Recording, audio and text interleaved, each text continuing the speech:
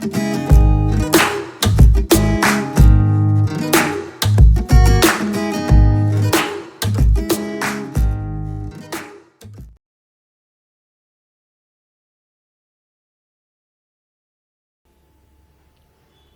Friends, मैं अजय लिलवैन मृदुल Tulika explain में आपका हार्दिक स्वागत करता हूं। और आज मैं आपके लिए लेके आया हूं क्लास 10th फर्स्ट फ्लाइट से 2 स्टोरीज अबाउट फ्लाइंग। इस चैप्टर के अंदर 2 छोटी छोटी कहानियां हैं। मैं ज़्यादा समय वेस्ट नहीं करता और मैं सीधा आपको लिए चलता हूं वेबसाइट के ऊपर। देखिए, मृदुल तुलिका के ऊपर ये आर्टिकल ऑलरेडी पब्लिश्ड है। इसका लिंक आपको डिस्क्रिप्शन बॉक्स में मिल जाएगा। जो स्टूडेंट इसको वेबसाइट पे आके पढ़ना चाहते हैं वो डिस्क्रिप्शन में जाएं, सीधा इस हाइपरलिंक पे क्लिक करें, वो आपको सीधा यहाँ वेबसाइट पे ले आएंगे। उसके बाद जैसा कि मैंने आपको बताया 2 स्टोरीज अबाउट फ्लाइंग, ये जो है बेसिकली 2 कहानियों का एक सम्मिश्रण है। 2 कहानियाँ हैं इसमें। पहली कहानी जो है वो है हिज फर्स्ट फ्लाइट, जिसके कि लेखक हैं लियाम ओ फ्लैहर्टी। और दूसरी जो आपका स्टोरी है वो है ब्लैक एरोप्लेन, जिसके राइटर हैं फ्रेडरिक फॉरसाइथ। यानी कि ये 2 कहानियां हैं। और पिछले 4 साल के बोर्ड एग्जामिनेशंस का क्या ट्रेंड रहा है, मैं आज उसके ऊपर आपसे बात कर रहा हूं, क्योंकि मैं ये मान के चल रहा हूं कि आपको आपके टीचर्स के द्वारा इन चैप्टर्स को बहुत अच्छे से समझा दिया गया होगा, पढ़ा दिया गया होगा। आज सिर्फ हम एक ट्रेंड के बारे में बात कर रहे हैं। अगर आप उस ट्रेंड को फॉलो करते हैं तो आपको इस चैप्टर के अंदर से आपको समझ में आएगा कि किस तरीके से एग्जामिनेशन के अंदर क्वेश्चंस पूछे गए हैं। देखिए, यहाँ पर जो थीम है, सबसे पहले मैं थीम आपको बताना चाहता हूँ। यहाँ पे लिखा हुआ है हमने, both of these stories have message of courage. यानी कि ये दोनों कहानियों में एक जो चीज कॉमन है वो है करेज। और करेज को हिंदी में हम बोलते हैं साहस। यानी कि ये साहस की कहानियां है कि किस तरीके से या तो साहस व्यक्ति के अंदर होता है या वो साहस उस व्यक्ति के अंदर इन्फ्यूज किया जाता है, उसके अंदर डाला जाता है उसके लव्ड वन के द्वारा। In the story of his first flight, यानी कि जो पहली कहानी है हिज फर्स्ट फ्लाइट, उसके अंदर हम देखेंगे fear of flying in a young seagull. यानी कि एक छोटा सा सीगल, एक बर्ड है, सीगल छोटा सा है और उसके अंदर उड़ने के को लेकर के एक डर है। और किस तरीके से उसका डर उस पूरी कहानी में हम उस डर को देखते हैं और किस तरीके से अंत में वो उस डर पर जीत दर्ज करता है, ये इस पूरी कहानी का प्राइम फोकस है। तो ये जो लाइन लिखी हुई है, fear of flying in a young single is our on prime focus, ये हिज फर्स्ट फ्लाइट का कंटेंट है। और किस तरीके से उस यंग सीगल की जो मदर है, his mother infuses determination and courage in him. यानी कि उनकी जो मदर है सीगल की, वो उसके अंदर किस तरीके से एक कटिबद्धता, डिटर्मिनेशन उस यंग सीगल के अंदर पैदा करती है, उसके अंदर करेज पैदा करती है। और किस तरीके से जो उड़ने का उसको डर था और आखिरी में उसका डर खत्म हो जाता है और वो अंत में उड़ने लग जाता है। ये आपकी पहली कहानी का मेजर थीम है। और अगर हम दूसरी कहानी के बारे में बात करें तो यहाँ लिखा हुआ है कि black aeroplane is a blend of courage and mystery. ना सिर्फ इसमें आपको करेज मिलेगा, करेज के साथ आपको मिस्ट्री यानी कि रहस्यमय कुछ ऐसी बातें नजर आएंगी। अगर आप उस कहानी को आपने पढ़ा होगा तो कुछ ऐसे सवाल हैं जिसके जवाब आपको मिलते नहीं है। एक तरह का रहस्य रहता है। बड़ा इंटरेस्टिंग स्टोरी है, आपको पढ़ना चाहिए। और इसके अंदर जैसे कि आगे लिखा भी हुआ है कि there are many question that remain unanswered. इनके बहुत सारे ऐसे क्वेश्चन हैं जो अनआंसर्ड रहे हैं। लेकिन मैं सीधा लेके चलता हूँ आपको बोर्ड एग्जामिनेशन के पैटर्न पे। फिर से मैं आपके सामने रखा है कि 7 क्वेश्चन जो है पूछे गए हैं पिछले 4 सालों के अंदर, अलग अलग सेट के अंदर, अलग अलग सालों में। और इन 7 क्वेश्चन को समझाने से पहले यहाँ पे मैं आपको एक बड़ी इंपॉर्टेंट बात बताना चाह रहा हूँ कि इसके अंदर सिर्फ एक क्वेश्चन है, क्वेश्चन नंबर 4, जो मैं अभी आपके सामने डिस्कस करूंगा, वो सिर्फ 2020 के अंदर रिपीट होता है। No other question was ever repeated in any board examination previous 4 years. यानी कि पिछले 4 सालों में सिर्फ अगर हम क्वेश्चन 4 को छोड़ दें तो कोई भी क्वेश्चन इन 7 क्वेश्चन में से रिपीट नहीं कर रहा है। यानी कि सारे के सारे एक तरीके से यहाँ पे लिखा हुआ है कि questions are also random without any sort of specific importance from the text as well.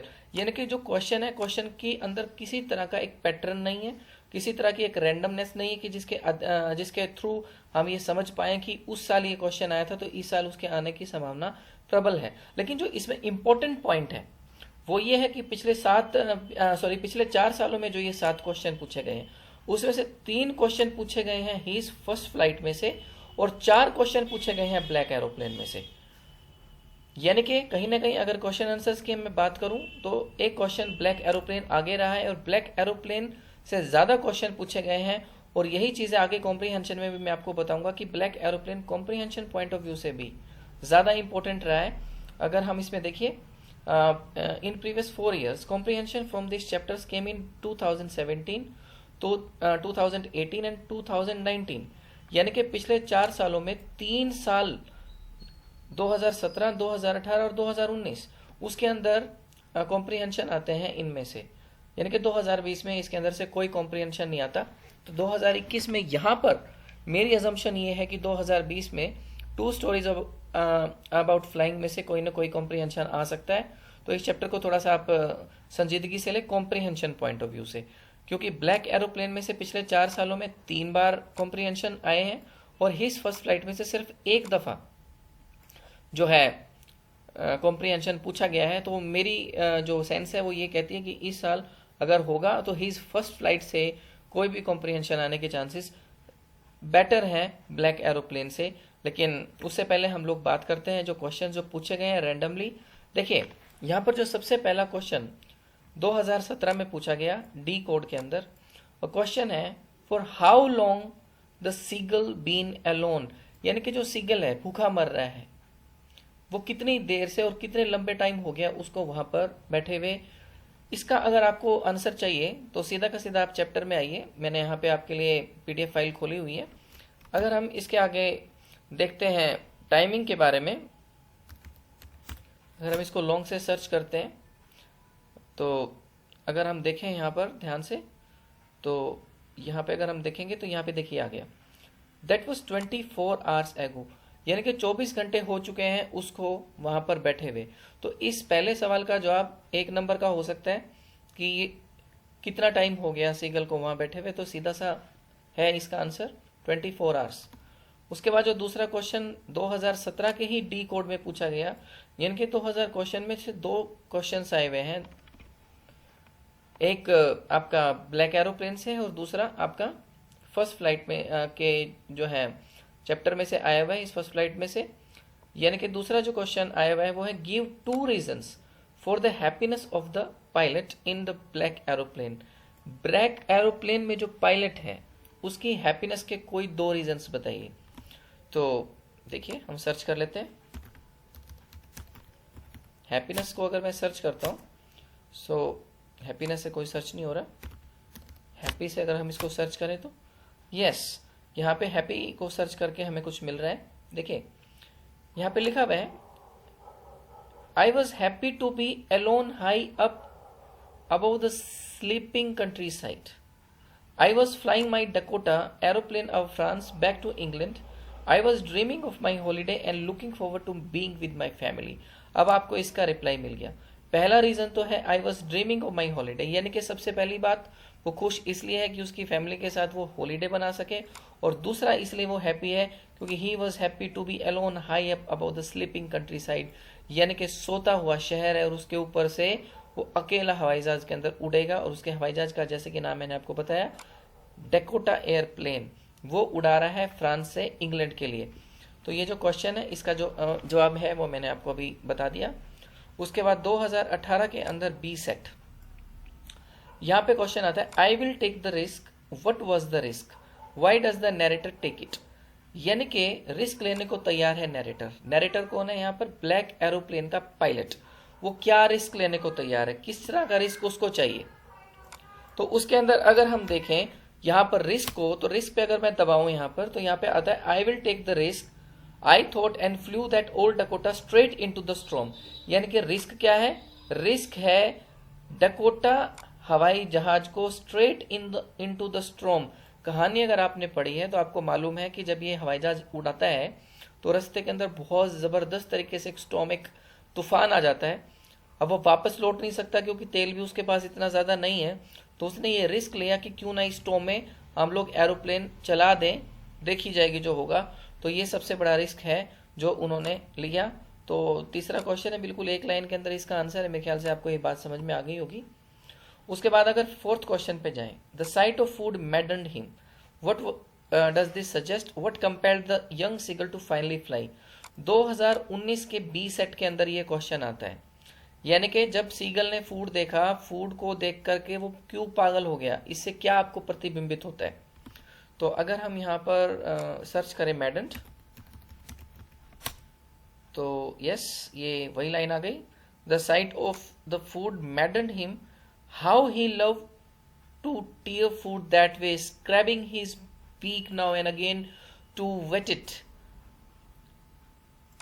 He cried, begging her to bring him some food.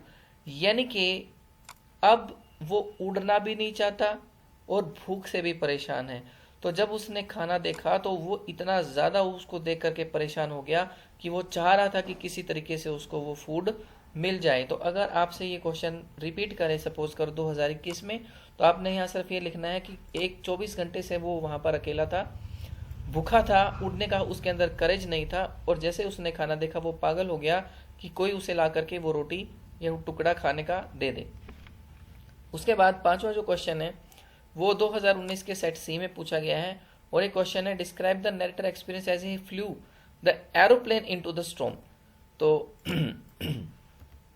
अगर हम यहाँ सीधा स्टॉर्म टाइप करें और इसको सर्च करें तो देखते हैं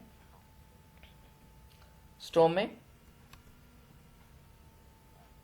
यस, जब उन्होंने रिस्क लिया स्टॉर्म में जाने के लिए, तो इसके बाद जो अगला पैराग्राफ दिख रहा है आपको, inside the clouds everything was suddenly black, it was impossible to see anything outside the aeroplane, the old aeroplane jumped and twisted in the air. यानी कि अगर आप इतना कंटेंट भी तैयार कर लेते हैं, इनके 3 लाइनें भी तैयार कर लेते हैं, तो ये जो आपका क्वेश्चन है कि किस तरह का उनका एक्सपीरियंस रहा है, उसका जवाब आपको यहाँ मिल जाता है। आप नोट डाउन अपनी नोटबुक में कर सकते हैं और इसको याद कर सकते हैं, आपका ये क्वेश्चन का रिप्लाई आ जाएगा।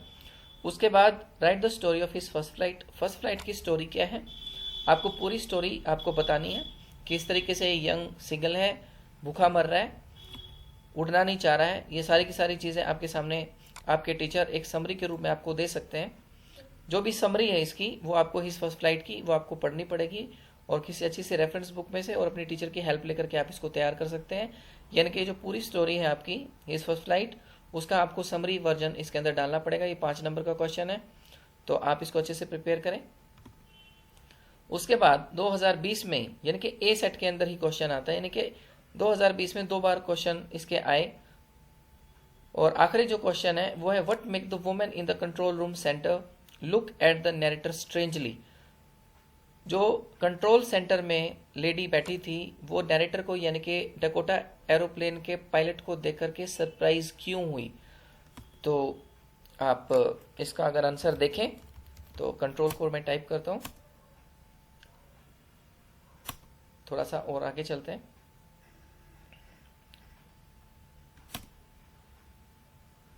Yes. She looked at me very strangely and then laughed. Another aeroplane up there in the storm? No, other aeroplanes were flying tonight. Yours was the only one I could see on the radar.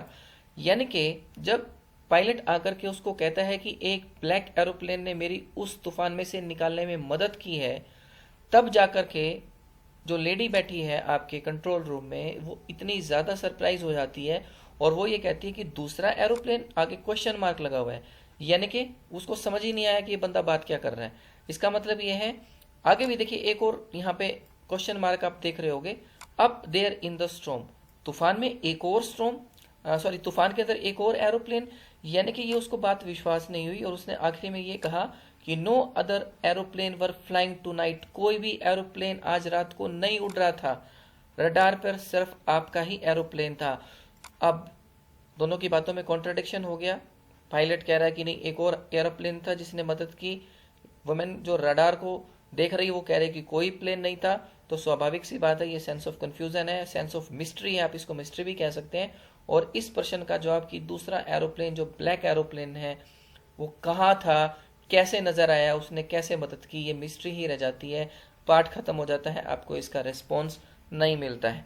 तो ये 7 question पूछे गए हैं। मैं बार बार आपको कह रहा हूँ कि कोई पैटर्न नहीं है, कोई रिपीटिशन नहीं है, सिर्फ क्वेश्चन नंबर 4 2020 में रिपीट होता है, यानी कि the sight of food maddened him, कि किस तरीके से फूड को देख करके सीगल पागल हो गया। सिर्फ ये क्वेश्चन एक बार रिपीट किया है, इसके अलावा कोई क्वेश्चन रिपीट नहीं किया।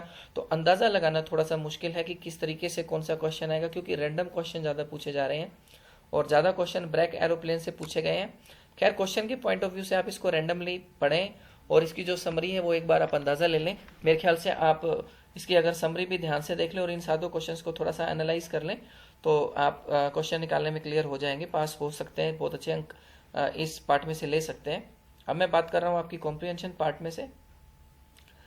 अब 2018 कोड डी में एक कॉम्प्रिहेंशन आता है, the young seagull slept at night. Search करते हैं।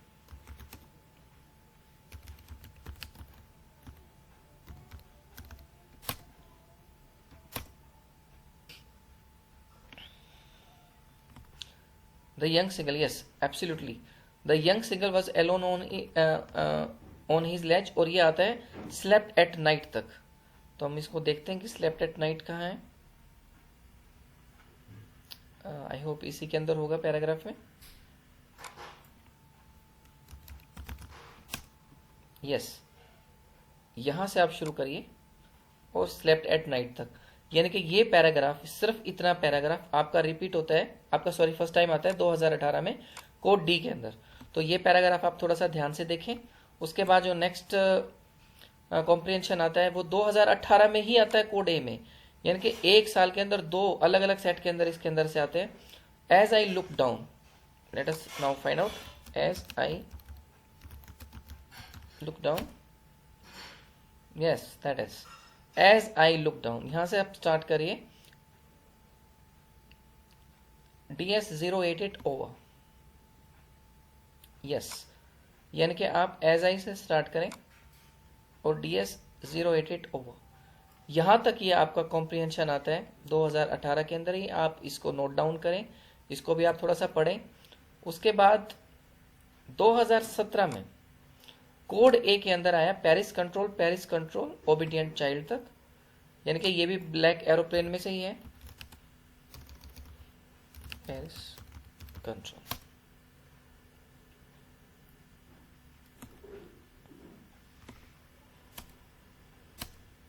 Yes, this is Paris control, और ये आपका आ रहा है ओबीडियंट चाइल्ड तक, यानी कि आप यहां से शुरू करें इसको और ये चलता है आपका यहाँ तक, यानी कि काफ़ी बड़ा कॉम्प्रिहेंशन है। आप देखें इसको, इतना बड़ा कॉम्प्रिहेंशन है, ये सारा का सारा आपको करना पड़ेगा। और ये भी आपका 2017 में रिपीट करता है ब्लैक एरोप्लेन में से ही। और इसके अंदर जो major synonym, ask for the word instrument for telling direction and to come after the mean compass and follow from the comprehension text, यानी कि इसके अंदर ऐसा इंस्ट्रूमेंट पूछा गया है जो डायरेक्शन बताने के लिए यूज किया जाता है, तो इसका आंसर कंपास है। उसके बाद 2019 के अंदर कोड बी में ही टर्न हिज एरोप्लेन, यानी कि फिर से आपका इसी चैप्टर में से आता है ही टर्न हिज, यस आ गया, he turn his aeroplane slowly to the north, और ये आ रहा है आपका थ्रू द स्टॉर्म तक, यहां तक, यानी कि ये पूरा का पूरा पैराग्राफ है। अगर आप देखेंगे तो यहां से आप शुरू करें और यहां तक है। ये थर्ड पैराग्राफ जो है आया है आपका कॉम्प्रिहेंशन के रूप में। और इसके अंदर पहली बार आप देखिए एंटोनिम पूछा गया। Antonym was asked from the text for the word insufficient, text में है एनफ,